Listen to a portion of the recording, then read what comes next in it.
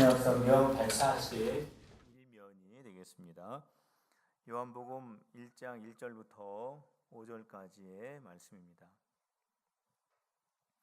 태초에 말씀이 계시니라. 이 말씀이 하나님과 함께 계셨으니 이 말씀은 곧 하나님이시니라. 그가 태초에 하나님과 함께 계셨고 만물이 그로 말미암아 지은 바 되었으니 지은 것이 하나도 그가 없이는 된 것이 없느니라.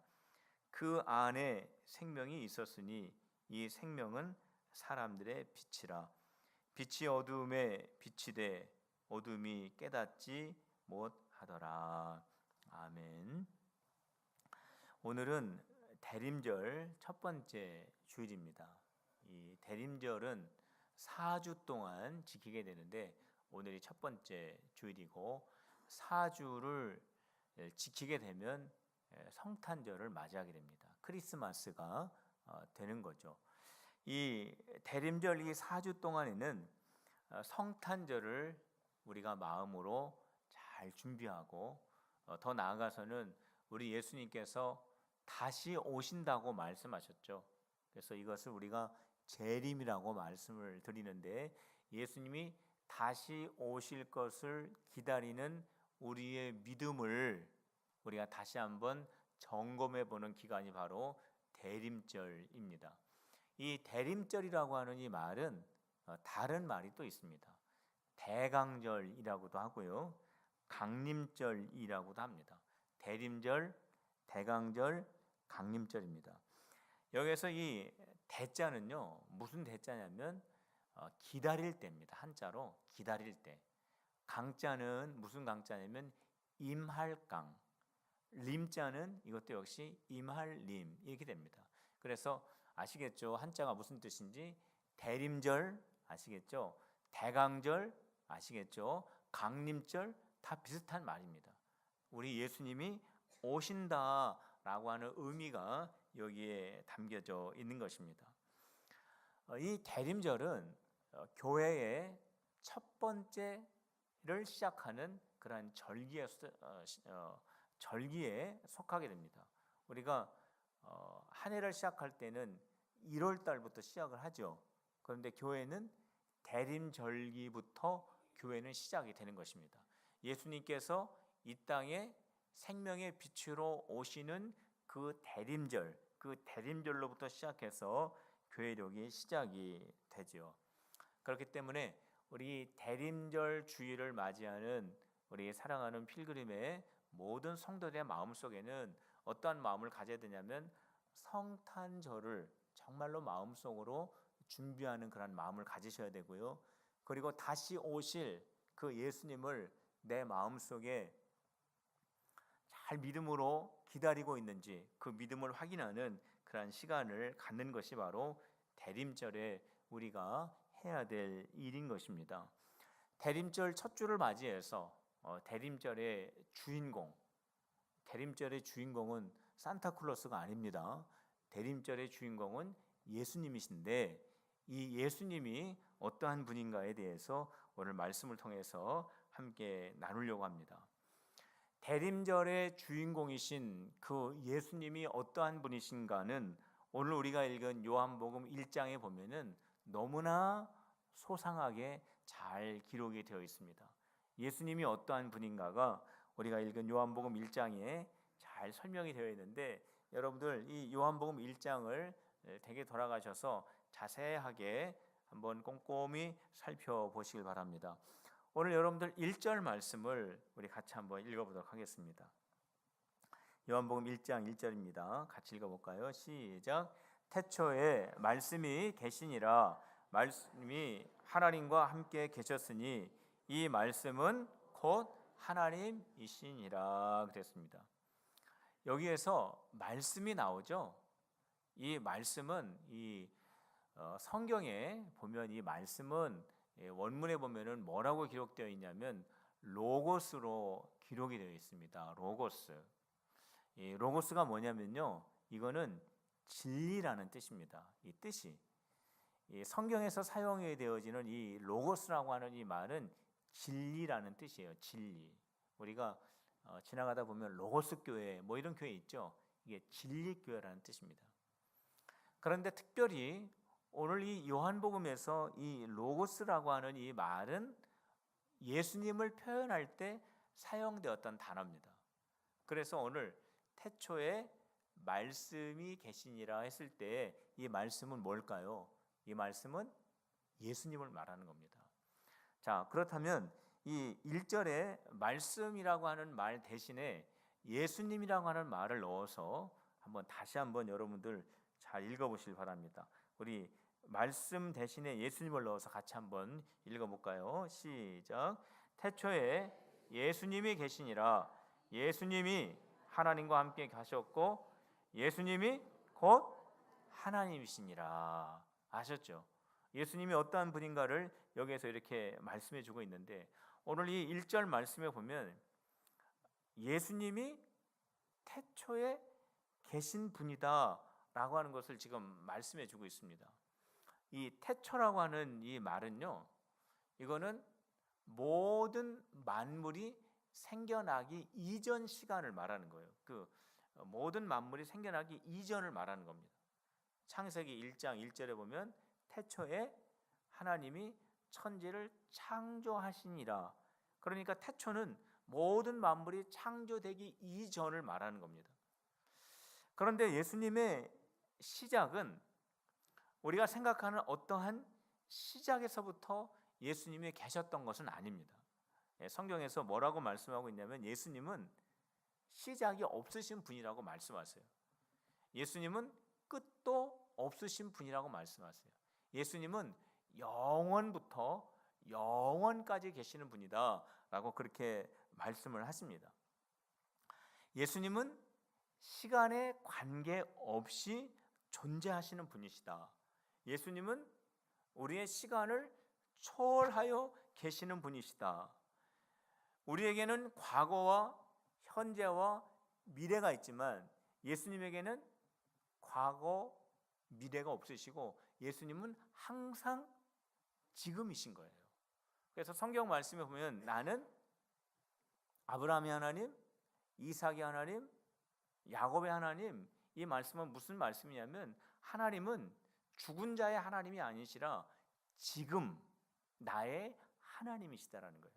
그러니까 예수님은 2000년 전에 골고다 언덕에서 십자가를 지신 2000년 전에 그 예수님이 아니라 지금 나의 예수님이라고 하는 것입니다.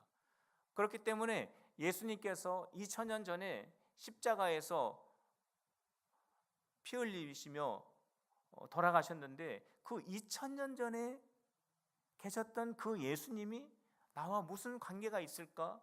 관계가 있는 것입니다. 왜냐하면 예수님은 과거의 예수님이 아니라 지금 예수님이시기 때문에 그렇습니다. 우리 예수님은 다시 오신다고 말씀하셨습니다. 그 예수님이 오실 때 내가 살아 있을지 죽어 있을지 모르는데 그 예수님과 내가 무슨 관계가 있을까? 그 예수님은 미래의 예수님이 아니라 지금 예수님이기 때문에 그렇습니다. 성도 여러분, 그렇기 때문에 예수님의 2000년 전의 십자가의 사건은 지금 나와 관계 있는 사건이고 예수님의 부활은 나와 관계 있는 사건이고 예수님의 승천도 나와 관계 있는 사건이고 예수님의 다시 오실 미래도 나와 관계 있는 사건이 되는 것입니다. 또 예수님은 어떠한 분이시냐면 예수님은 하나님이시다 그랬어요. 한번 따라해 봅시다. 예수님은 하나님이시다. 왜 그러냐면 1절 말씀에 보면 이 말씀이 곧 하나님이시다 라는 말씀이 있잖아요. 근데 이 말씀은 예수님이라고 했죠. 그러니까 예수님은 곧 하나님이시다 라는 그러한 뜻이 되는 것입니다. 18절 말씀을 여러분들 한번 읽어보시기 바랍니다. 1장 18절 같이 읽어볼까요? 시작. 본래 하나님을 본 사람이 없으되 아버지 품속에 있는 독생하신 하나님이 나타내셨느니라. 독생하신 하나님이 나타나셨느니라가 아니라 독생하신 하나님이 나타내셨느니라. 뭘 나타내셨습니까? 하나님을 나타내셨다라는 거예요. 예수님께서 이 세상에 태어나셨을 때 그분은 독생자 예수 그리스도 하나님의 아들이에요. 그런데 오늘 18절 말씀에 보면 이 세상에 태어나신 그 예수님은 아버지 품속에 계신 독생하신 예수님이 아니라 하나님이다 라고 말씀하고 있습니다. 성경 인물 가운데 보면 하나님을 본 사람은 아무도 없습니다. 왜 하나님을 본 사람이 없냐면 하나님은 영이시기 때문에 인간의 눈으로 볼 수가 없어요. 그럼 하나님 없는 거네. 인간의 눈으로 볼 수 없는데 영이라고 말하면서 그거를 합리화해서 없는 하나님을 그렇게 말하는 거네. 그렇게 말하는 사람도 있습니다만은 우리가 눈에 안 보인다고 해서 없는 건 아니죠. 우리가 여름에 자외선 때문에 얼마나 여자분들이 선크림 많이 바르십니까? 그거 안 바르면 얼굴에 여러 가지 트러블이 많이 생기지 않습니까? 근데 자외선이 안 보이잖아요, 눈에. 우리 눈에 안 보인다고 해서 없다고는 말할 수 없는 것처럼 우리 하나님은 영이시기 때문에 볼 수가 없어요. 그런데 오늘 18절 말씀에 보면 예수님이 하나님을 나타내셨대요. 예수님께서 이 세상에 오심으로 말미암아 예수님이 하나님을 나타내셨대요. 어떻게 나타나셨습니까? 그분이 하나님이시기 때문에 그분을 본 것은 곧 하나님을 본 것이다 라고 말씀하고 있는 것입니다. 예수님의 제자들이 예수님에게 그러한 요청을 했죠. 예수님, 우리 하나님 보고 싶습니다. 예수님이 기도하시는 그 하나님, 예수님께서 능력 받으시는 그 하나님을 우리가 좀 보고 싶습니다 라고 말할 때 예수님이 뭐라고 대답하셨습니까? 나를 본 자가 왜 하나님을 보여달라고 하느냐? 나를 본 자는 곧 하나님을 본 것이다 라고 말씀하시면서 예수님이 곧 하나님이시다 라고 하는 것을 우리에게 말씀해 주신 것입니다. 성도 여러분, 예수님은 2000년 전에 한 청년이 아닙니다. 그 예수님은 하나님이신 줄로 믿으시기를 바랍니다. 한번 따라해 보시길 바랍니다. 예수님은 창조자이시다. 그렇습니다. 예수님은 창조자라고 또 오늘 말씀하고 있습니다. 3절 말씀을 같이 읽어봅시다. 3절 시작. 만물이 그로 말미암아 지은 바 되었으니 지은 것이 하나도 그가 없이는 된 것이 없느니라. 그가 누굽니까? 예수님이세요. 모든 만물이 예수님으로 말미암아 지은 바 되었으니 지은 것이 하나도 예수님이 없이는 된 것이 없느니라 말씀하고 있어요. 우리가 생각했을 때 예수님은 하나님의 아들로서 이 세상에 오셔서 주의 복음을 증거하시고 주의 복음을 가르치시고 병든 자를 고치시고 십자가에 달려 돌아가신 분으로 우리는 생각하고 있는데 오늘 이 요한복음에서는 예수님은 창조자이시다라고 말씀해 주시고 있는 거예요. 어떻게 예수님이 창조자가 되실까? 처음 들어보네. 예수님은 하나님의 아들이신데 어떻게 예수님이 창조자이실까? 그게 가능하다라는 거예요. 오늘 요한복음 1장에 말씀하고 있지 않습니까? 예수님은 영원 전부터 계셨고 예수님은 하나님과 함께 계셨고 예수님은 곧 하나님이시다라고 말씀을 하셨기 때문에 예수님의 창조가 가능하다라고 하는 것입니다. 성도 여러분, 예수님께서 사역하실 때 거친 풍랑을 향하여 예수님이 잔잔하라 말씀하셨을 때 그 풍랑이 잔잔해지지 않습니까? 왜 그랬습니까? 예수님께서 바다를 창조하신 분이시기 때문에 그래요. 예수님께서 귀신들을 향하여 그 사람에게서 나가라 라고 말씀하셨을 때 그 수천의 귀신들이 그 사람의 몸속에서 왜 나갈 수 있었습니까? 예수님이 창조자이시기 때문에 그래요.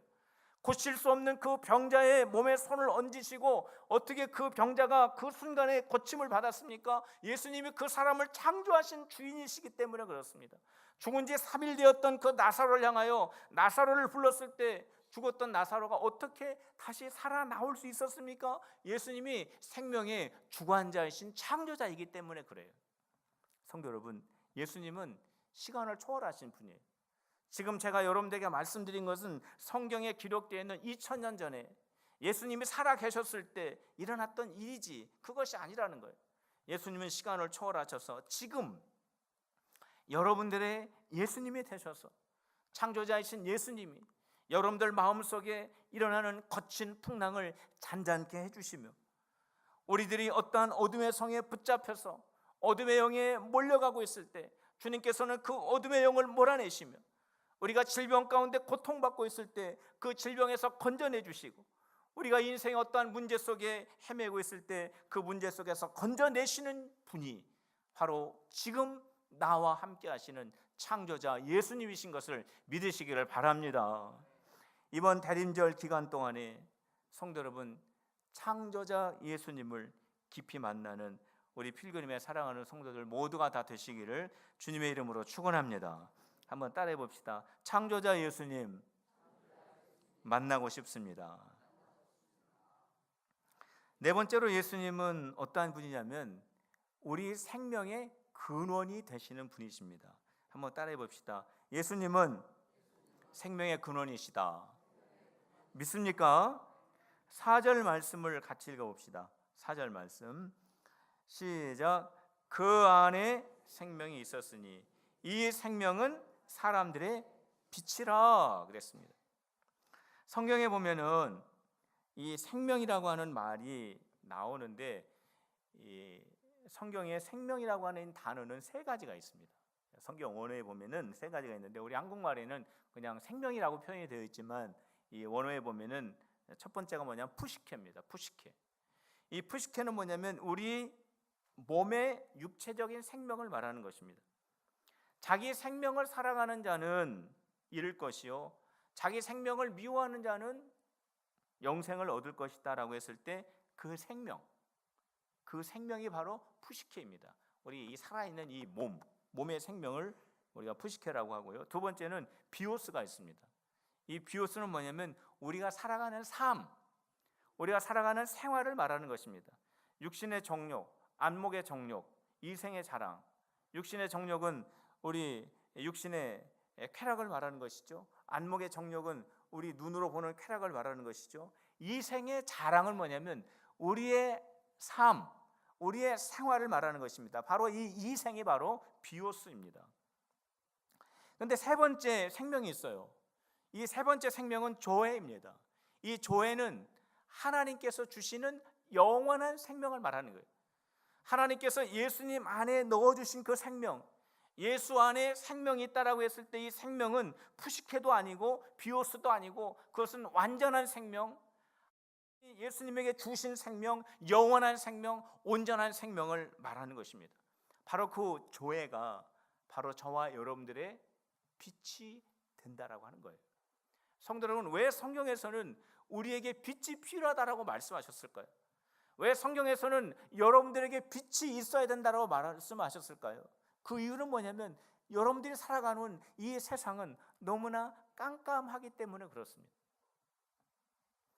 우리가 이 세상을 살아갈 때 우리는 빛이 없으면 한 걸음도 앞으로 올바른 길로 나갈 수 없는 삶을 우리가 살고 있기 때문에 그렇습니다.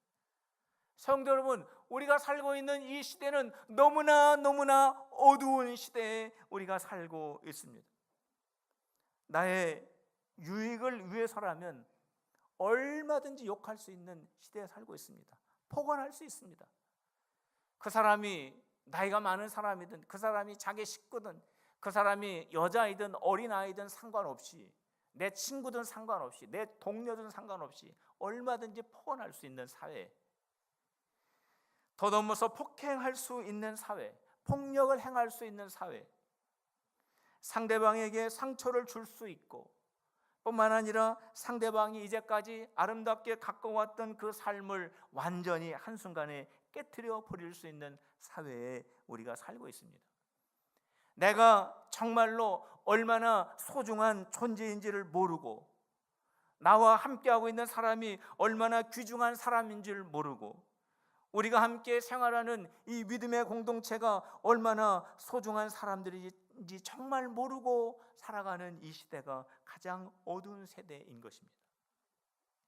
성도 여러분, 지금 우리와 함께 예배하고 있는 내 옆에 있는 이 성도들이 너무나 소중한 분인 줄로 믿으시기를 바랍니다.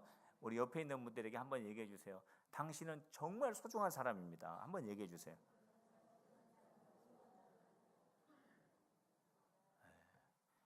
별로 마음에 진심이 안 담겨져요.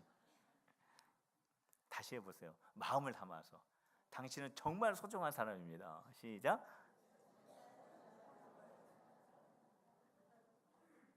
성도 여러분, 우리에게는 빛이 필요합니다.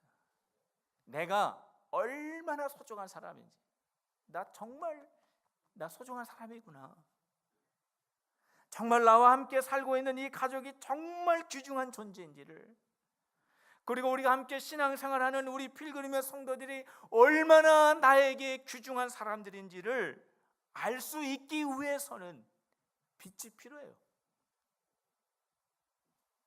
그 빛이 우리 안에 들어오게 되면, 그 빛이 여러분들의 심령 안에 들어가게 되면 여러분들의 마음속에 있는 모든 상처가 회복되고 우리는 더 주님께 가까이 나가게 되고 우리는 서로를 소중하게 여겨주며 우리 안에 있는 모든 문제들은 다 녹아질 줄로 믿으시길 바랍니다. 그래서 우리에게는 예수님의 빛이 필요한 것입니다. 그렇기 때문에 그 예수님의 빛이 우리의 생명의 근원이 되는 것입니다. 성도 여러분, 이번 대림절 기간을 지나는 동안 예수님의 그 생명의 빛이 여러분들을 가득 비춰 주시기를 주님의 이름으로 축복합니다. 그래서 여러분들의 영혼이 다시 살아나고 우리 가정이 다시 살아나고 우리 교회 안에 생명의 역사가 넘쳐나게 되시기를 주님의 이름으로 축원합니다. 성도 여러분, 왜 예수님이 이 땅에 오셨을까요? 예수님이 우리에게 무슨 관계가 있다고 예수님이 그 영광스러운 자리에서 비천한 마국간에 예수님 오셨을까요? 왜 오셨을까요? 여러분들을 하나님의 자녀되게 하시기 위해서 오신 것입니다. 한번 따라해 보세요. 예수님이 오신 것은 나를 하나님의 자녀 삼으시기 위해서다. 믿습니까? 12절 말씀 같이 읽어봅시다. 12절 말씀 시작. 영접하는 자 곧 그 이름을 믿는 자들에게는 하나님의 자녀가 되는 권세를 주었으니 말씀하고 있어요. 예수님을 영접하면, 예수님을 믿으면 하나님의 자녀의 권세를 얻게 된다는 거예요. 우리가 예수님을 믿게 되면 여러분들은 하나님의 자녀가 된다라고 하는 사실입니다. 우리가 예수님을 영접하면 우리는 하나님의 자녀의 권세를 얻게 된대요. 다시 말씀드리면 우리는 이전에 하나님의 자녀가 아니었다라는 것입니다. 우리가 예수님을 믿기 전에는 우리는 다른 것의 자녀였습니다. 그 다른 것이 사탄의 자녀였습니다. 우리는 마귀의 자녀였습니다. 우리는 사탄과 마귀의 권세에 붙잡혀 종들어 타다가 우리의 마음속에 두려움과 절망과 낙심과 시기와 미움을 가지고 이 세상을 살다가 영원한 하나님의 심판을 받고 영원히 죽을 수밖에 없는 그러한 사람들이었어요. 그런데 빛 대신 예수님이 우리 가운데 오심으로 말미암아 우리가 하나님의 자녀된 것을 믿으시기를 바랍니다. 여러분들에게 하나님의 자녀의 권세가 있는 줄로 믿으시기를 바랍니다. 성도 여러분, 여러분들에게는 하나님의 자녀의 권세가 있습니다. 여러분들은 하나님의 자녀입니다. 한번 따라해 보세요. 나는 하나님의 자녀다. 믿습니까? 여러분들은 하나님의 자녀입니다. 우리가 하나님의 자녀가 되면은 악한 사탄 마귀가 우리를 건들지 못한다라는 거예요. 오늘 로마서 8장 35절 말씀에 이런 말씀이 있습니다. 잘 들어보세요. 누가 우리를 그리스도의 사랑에서 끊으리요? 환난이나 공고나 박해나 기근이나 적신이나 위험이나 칼이랴. 내가 확신하노니 사망이나 생명이나 천사들이나 권세자들이나 현재나 장래나 능력이나 높음이나 깊음이나 다른 어떤 피조물이라도 우리를 우리 주 그리스도 예수 안에 있는 하나님의 사랑에서 끊을 수 없느니라 말씀하셨어요. 왜 그렇습니까? 우리에게는 하나님의 자녀의 권세가 있기 때문에 그래요. 우리는 하나님의 자녀이기 때문에 그렇습니다. 성도 여러분, 하나님의 자녀인 줄로 믿으시길 바랍니다. 그래서 하나님이 여러분들을 끝까지 책임져 주시는 거예요. 오늘 새벽에 시편 48편 말씀 끝자리에 보면은 하나님이 우리들을 어느 정도까지 책임져 주시느냐? 죽을 때까지 책임져 주신다는 거예요. 성도 여러분, 우리가 이 세상을 살다가 죽게 되면 우리는 그게 끝이 아니에요. 우리는 하나님의 자녀로서, 자녀는 부모의 재산을 상속받지 않습니까? 하나님의 나라를 상속받는 거예요. 그게 바로 뭐냐면 우리가 하나님의 나라 천국에 들어가게 된다라는 거예요. 그게 바로 하나님의 자녀가 되었다라고 하는 것입니다. 성도 여러분, 이번 대림절 기간 동안에 여러분들이 하나님의 자녀라고 하는 이 분명한 믿음을 가지고 담대한 신앙인으로 변화되는 귀한 은혜가 있으시기를 주님의 이름으로 축원합니다. 성도 여러분, 예수님이 이 땅에 어떻게 오셨습니까? 예수님이 이 땅에 어떻게 오셨어요? 14절 말씀 우리 같이 읽어봅시다. 우리 14절 시작. 말씀이 육신이 되어 우리 가운데 거하심에 우리가 그의 영광을 보니 아버지의 독생자의 영광이요 은혜와 진리가 충만하더라. 말씀은 예수님이라고 했죠. 예수님이 육신이 되어 예수님께서 동정녀의 마리아의 몸을 통하여 어린아이로 태어나셨습니다. 성도 여러분, 한번 생각해 보세요. 왜 어린아이로 태어나셨을까?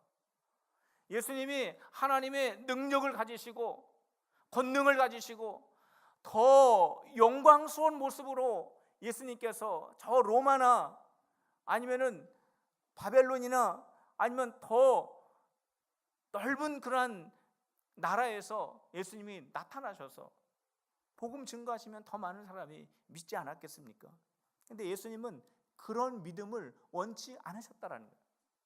예수님 안 믿으면 죽을 것 같고, 예수님이 저렇게 위대하시고 무서운 권력과 능력을 가지고 사람 앞에 나와서 예수님 믿으라고 했을 때 사람들이 그 믿는 믿음, 그 믿음은 예수님 원하는 믿음이 아니라는 거예요. 안 믿으면 죽을 것 같고 믿어야만 할 것 같은 그러한 믿음이 아니라, 우리 예수님은 어떠한 믿음을 원하시냐면 정말 예수님이 나의 구주이시고, 정말 예수님은 나를 사랑하시는 분이시고, 정말 예수님은 나의 영적인 신랑이라고 하는 이 간절한 그 믿음을 원하셨기 때문이라고 하는 거예요. 성도 여러분, 바로 이 믿음을 가지시기를 주님의 이름으로 축복합니다. 한번 따라해 보시길 바랍니다. 예수님은 나의 구주이십니다. 믿습니까? 예수님이 왜 어린아이의 몸으로 태어나셨을까요? 그 이유는 예수님께서 저와 여러분들을 위로해 주시기 위해서입니다. 예수님께서 인간의 몸을 가지시고 이 세상에 태어나셔서 예수님은 사람들에게 모욕을 당하시고, 예수님은 누명도 쓰시고 채찍에 맞으시기도 하시고 가시 면류관을 쓰시기도 하시고 허리에 창도 찔리시면서 수많은 고통과 슬픔과 눈물과 땀과 그런 많은 순환을 우리 예수님은 겪으셨어요. 그분이 우리가 슬퍼할 때, 우리가 낙심할 때, 우리가 두려울 때, 우리가 무서울 때, 우리가 외로울 때 우리 주님이 우리에게 찾아오시는 거예요. 얼마나 외롭냐? 얼마나 슬프냐? 얼마나 아프냐? 얼마나 괴로우냐? 우리 예수님 말씀해 주시는 거예요.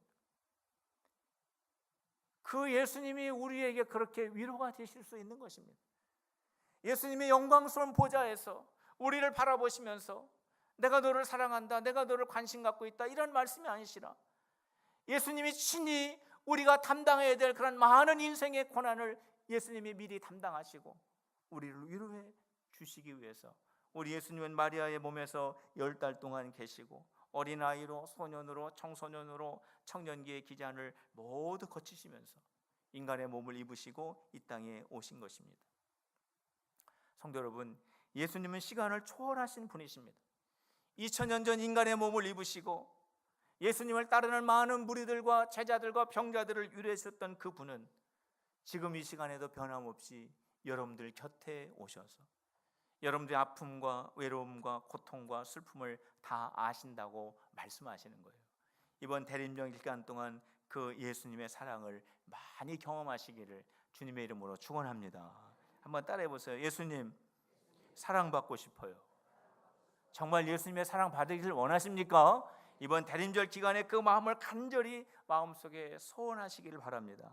그리고 또 한 가지, 성도 여러분, 우리 예수님이 우리에게 찾아오셔서 우리의 연약함, 우리의 부족한 그 자리에 찾아오셔서 우리를 위로해 주시고 우리에게 힘을 주시고 우리에게 소망이 되셨던 것처럼 저와 여러분들도 상대방의 연약한 자리에, 상대방의 부족한 자리에 함께하는 그 시간을 가지셔서 나 때문에 상대방이 힘을 얻는 저와 여러분들이 되시기를 주님의 이름으로 축복합니다.